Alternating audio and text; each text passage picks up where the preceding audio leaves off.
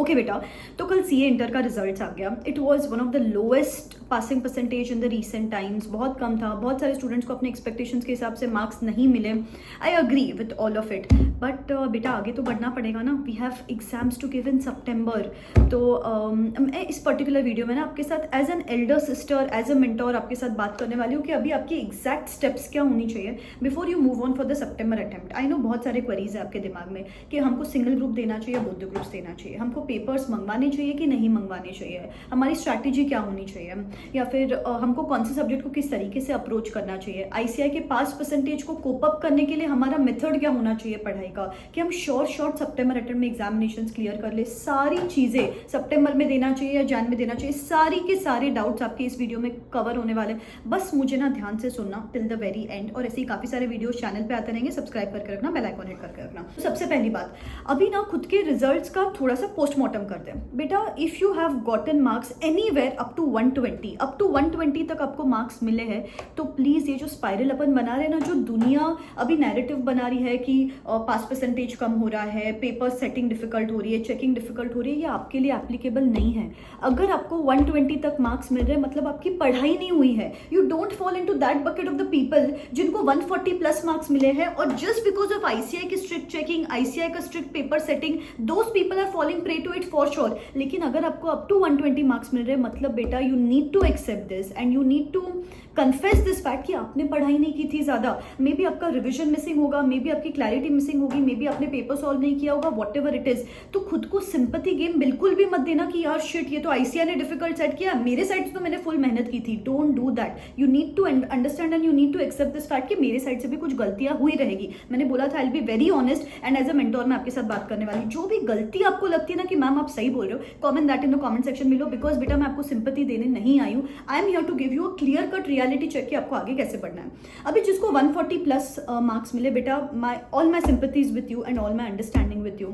आई know कि अगर आपको 140 टू 143 मार्क्स मिल रहे हैं और किसी स्टूडेंट को 150 मार्क्स मिल रहे हैं, आप में और वो 150 वाले स्टूडेंट में कोई डिफरेंस नहीं है। आपके मार्कशीट पे अनसक्सेसफुल लिखा हुआ है और उस पर्टिकुलर स्टूडेंट के मार्कशीट पे सक्सेसफुल लिखा हुआ है। कोई कैपेबिलिटी डिफरेंस नहीं है। मैं तो बोलूंगी बस समय नहीं है आपका। This was not your time, but utilize this time in such a manner कि अभी मुझे 140 के आसपास तो मार्क्स वैसे भी मिल रहे हैं। तो अपकमिंग अटेम्प्ट में I just can't target passing now, I have to target a rank. अगर मुझे 140 में मार्क्स मिल रहे हैं मतलब मेरी पढ़ाई तो हो चुकी है। अभी मुझे ये 50 टू 70 तक का रास्ता तय करना है। मुझे 50 तक के मार्क्स तो वैसे भी मिल चुके हैं, पढ़ाई तो वैसे भी हो चुकी है। अभी मुझे एक्स्ट्रा 20 मार्क्स, कोई भी चैप्टर आपको लगता है अच्छा नहीं है, कोई भी पेपर आपने कम दिया है, कोई भी रिवीजन आपने कम की होगी, जो भी छोटा बहुत आपने चीज नहीं की होगी, target that and let us target rank in the upcoming attempt. So for both of these students जिनको अप टू 120 मार्क्स मिले, पढ़ाई खत्म करो और 152 टारगेट करो, और जिनको 140 प्लस मार्क्स मिले बेटा आपको रैंक टारगेट करना है। ठीक है, तो this is the respective approach. Secondly, irrespective of the fact कि आप कितने भी कॉन्फिडेंट हो कि मुझे मेरे एक्सपेक्टेशन के हिसाब से मार्क्स मिले नहीं मिले, मैं बोलूं पेपर्स मंगवाओ। Please call for your RTI copies, because क्या है ना बेटा, आपको पता होना चाहिए कि आपकी गलती कहाँ हो रही है। मैंने इतने सारे पेपर्स देखे, बच्चों को लग रहा है कि उन्होंने सही लिखा है, लेकिन एग्जामिनेशन में जाके इंस्टीट्यूट ने पूछा कुछ और था, आपने कुछ और लिखा है। इंटरप्रिटेशन प्रॉब्लम, कहीं कहीं पे प्रेजेंटेशन प्रॉब्लम, कहीं कहीं पे सिली मिस्टेक्स, कहीं कहीं पे क्वेश्चन नंबर ही नहीं लिखा है। You will understand the little gaps in your preparations. तो प्लीज बेटा call for the papers and understand the gaps in your preparation. क्या करना है, एक चेकलिस्ट बनाओ कि यार हर सब्जेक्ट लिख दो, जैसे कि अकाउंट्स लिख दिया, लॉ लिख दिया, टैक्स लिख दिया, कॉस्टिंग, एफएमएसएम, सब लिख दो सब्जेक्ट, एंड उसके नीचे एक चेकलिस्ट लिखो। अभी चेकलिस्ट में 6 कॉलम करो, एक कॉन्सेप्ट का, एक प्रैक्टिस का, एक पेपर का, एक रिविजन का, एक कोई चैप्टर है कि जो आपका वीक है, और एक 1.5 डे प्लान का। ऐसा एक चेकलिस्ट बना लो एंड हर एक के आगे लिख लो कि आपकी कॉन्सेप्ट क्लैरिटी है कि नहीं है, आपने प्रैक्टिस की थी कि नहीं की थी, आपने 1.5 डे बराबर किया था कि नहीं किया था, आपने इसमें पेपर सॉल्व किया था कि नहीं किया था। आपके सामने जो ब्रूटल एनालिसिस आएगा ना, एंड सिर्फ जो चीजें अनटिक्ड है, जैसे कि अगर आपकी कॉन्सेप्ट क्लैरिटी नहीं है उस पर काम करो, अगर आपका 1.5 डे प्लानिंग बराबर से नहीं किया था उस पर काम करो, अगर आपने पेपर्स नहीं दिए थे उस पर काम करो। Don't repeat the same strategy जो लास्ट टाइम ऑप्ट की थी। वही चैप्टर छोड़े, वही कम रिवीजन किया, वही पेपर सॉल्व नहीं किया, वही कॉन्सेप्ट क्लैरिटी नहीं थी। Don't do that. एग्जैक्टली जहां पे गैप्स है वहां पे काम करो। 100% रिजल्ट चेंज होने ही वाला है अपकमिंग अटेम्प्ट में। So that's the second most point कि आपको आपका गैप एनालिसिस करना है। नेक्स्टली, सबसे बड़ा ब्लंडर, मैम हमको सिंगल ग्रुप देना चाहिए, बोथ द ग्रुप्स देना चाहिए। ट्रस्ट मी गाइज, इतने सारे बच्चे, इतने लोगों को मैं मेंटोर करती हूँ। अच्छा, मेरा 1-to-1 मेंटोरशिप प्रोग्राम बिगिन हो चुका है फॉर द सितंबर अटेम्प्ट, जहां पे बेटा कोई हायर्ड पीपल नहीं रहेंगे, मैं पर्सनली आपको कॉल करूंगी, मैं पर्सनली आपको टारगेट्स दूंगी, आई विल मेक श्योर कि आप वो टारगेट्स अचीव करो। मैं आपसे फॉलोअप कॉल करूंगी कि बेटा पढ़ाई हुई कि नहीं हुई, मेरे से डर के ही सही बच्चे पढ़ाई कर लेते हैं। फिर मैं आपका टेस्ट शेड्यूल करूंगी, आपका टेस्ट रिजल्ट एनालिसिस आपके साथ डिस्कस करूंगी, डिटेल टेस्ट सीरीज दूंगी यहाँ पे, हर सब्जेक्ट के 3 portion wise papers, 3 full course paper, MCQ paper जिसको इवैल्यूएट भी करके देंगे। डेली स्टडी ट्रैकिंग का मैसेज आएगा आपको हमारे साइट से, मेंटरशिप किट मिलेगा, स्टडी ट्रैकर मिलेगा, and absolutely I am going to be your only point of contact. कोई हायर्ड प्रोफेशनल नहीं रहेगा। मैं कभी आपको डांटूंगी, कभी आपके बहन जैसे रहूंगी, you can vent out in front of me. I am going to share with you personal voice notes, बहुत सारे activities, challenges to keep you boosted and motivated throughout this journey. Problem है कि यहाँ पे मैं बहुत ही limited intake लेती हूँ क्योंकि I have to take care of every student here personally ना। इतने सारे लोगों ने रिसेंट अटेम्प्ट में मेंटरशिप प्रोग्राम के थ्रू अटेम्प्ट्स क्लियर किए हैं, in spite of such low percentages. आपके लिए भी यूजफुल रहेगा। बहुत कम सीट्स बचे अभी इस प्रोग्राम में, डिस्क्रिप्शन बॉक्स में लिंक दे रही हूँ, can go and check it out. तो बेटा ये सिंगल ग्रुप और बोथ द ग्रुप्स का जो फंडा है ना, वो अभी दिमाग में फिक्स कर लो। बिल्कुल भी इमोशनल होके कॉल नहीं लेना है यहाँ पे कि मेरी फ्रेंड बोथ द ग्रुप्स कर रही है तो मुझे भी बोथ द ग्रुप्स करना है, फैमिली बोल रही है बोथ द ग्रुप्स करना है तो करना है। Ma'am I just want to get done with this. बेटा प्लीज ये गलती मत करो, सिर्फ 2 महीने बचे हैं। अगर आपको कुछ 100 मार्क्स मिले हैं ग्रुप 1 में, 90 मार्क्स मिले हैं ग्रुप 2 में, इसका मतलब है कि आपको और एक्स्ट्रा प्रैक्टिस और एक्स्ट्रा रिविजन की जरूरत है। वापस वही बोथ द ग्रुप्स दोगे ना, वापस रिविजन की कमी रहेगी, वापस प्रैक्टिस की कमी रहेगी, वापस पेपर सॉल्विंग की कमी रहेगी। सो आई वुड से अगर आपको बोथ द ग्रुप्स में रिसेंट अटेम्प्ट में 140 प्लस मार्क्स मिले तो ही बोथ द ग्रुप्स के लिए तरफ जाना।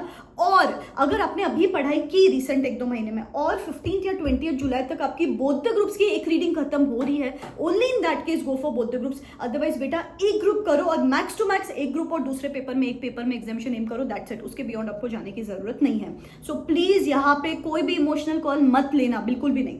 नेक्स्टली बेटा अगर आपके 3 से 4 अटेम्प्ट हो चुके हैं अगर, तो मैं सबसे पहले बोलूंगी आपकी बुक्स चेंज करो।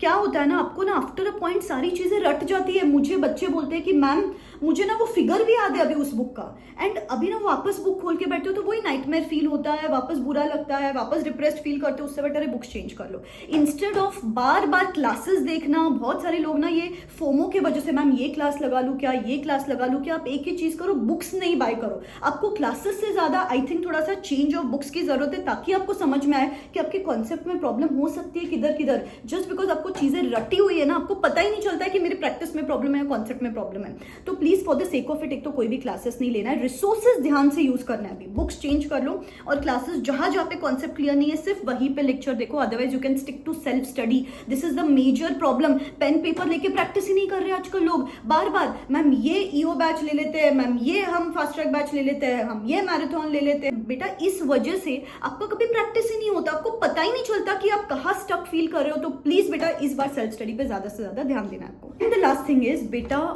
देखो आजकल ना गॉन आर द डेज, मैं बच्चों को पहले खुद बोलती थी कि बेटा एक पेपर में एग्जामिनेशन टारगेट करना, किसी और पेपर में 40s में टारगेट करोगे तो भी चलेगा। बट अभी क्या हो ना, ऐसे कोई भी एक पेपर को ऐसा टारगेट कर रहा है जैसे कि एग्जाम में जाके ब्लैंक ही फील हो जाएगा स्टूडेंट। तो मेक श्योर करो कि 100% एक पेपर आपको स्ट्रॉन्ग बनाना ही बनाना है, बट कोई भी पेपर 40s के हिसाब से प्रिपेयर मत करो। हर पेपर को ये मान के चलो कि मुझे 50 मार्क तो लगने ही वाले पासिंग के लिए, ताकि आपकी पढ़ाई वो 50 के हिसाब से तो रहे। 40 के हिसाब से पढ़ाई करते हो, एग्जाम में वही पेपर बाउंसर आ गया तो 20 मार्क मिलने की भी अपनी कैपेबिलिटी नहीं रहती है वहां पे। तो प्लीज हर पेपर को, जैसे कि रिसेंट अटेम्प्ट में लॉ पेपर को ऐसा टारगेट किया इंस्टीट्यूट ने, इनफैक्ट पेपर डिफिकल्ट चेक भी हुआ है। अभी रिसेंटली बहुत सारे लोग लॉ की वजह से फेल हुए, उसके पहले टैक्स की वजह से फेल हो रहे थे। सो इसलिए इट्स वेरी इंपॉर्टेंट, कोई भी पेपर को इतना भी don't brush under the carpet कि ये तो मुझे आता ही नहीं है। This was some honest guidance from my side, please follow all of it. और आपको कोई भी हेल्प चाहिए मेरे साइड से, comment that in the comment section में बिलो कि मैम इस ये पर्टिकुलर वीडियो बनाओ। I would soon put up that on this channel, but please आप मेहनत करते रहो, सिर्फ 2 महीने बचे हैं। Don't wait for that one day कि आप आराम से एक दिन पढ़ाई चालू करोगे। आज से स्टार्ट करो, भले ही 2-3 दिन ले लो, but let's start it soon. ठीक है, all the very best, bye bye, take care.